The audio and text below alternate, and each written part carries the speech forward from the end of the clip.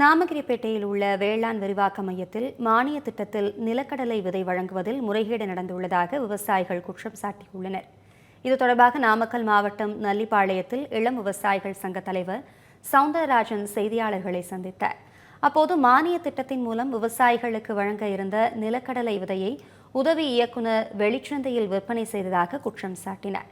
வேளாண் உதவி இயக்குநர் மீது உரிய நடவடிக்கை எடுக்க கோரி ஜூலை 25 நடைபெற்ற விவசாயிகள் குறைதீர்க்கும் கூட்டத்தில் மாவட்ட ஆட்சியரிடம் மனு அளித்ததாகவும் கூறினார்.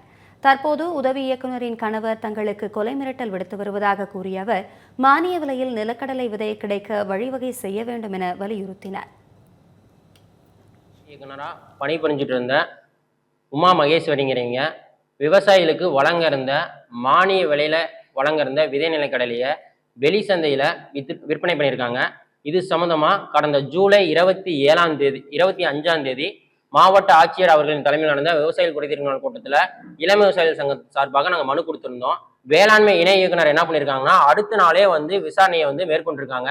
அவங்க விசாரித்த வகையில் அங்கே தப்பு நடந்தது குற்றம் நடந்ததை கண்டுபிடிச்சதுக்கு அப்புறமும் அவங்க அதிகாரிகளுக்கு சாதகமாக செயல்பட்டு இருக்காங்க. எங்களுக்கு இந்த விசாரணை மேல் ஒரு சரியான ஒரு உடன்பாடு இல்லை. மேலும் இந்த விசாரணையை நடைமுறைப்படுத்தணுங்கிறத எங்களோட கோரிக்கை. வேளாண்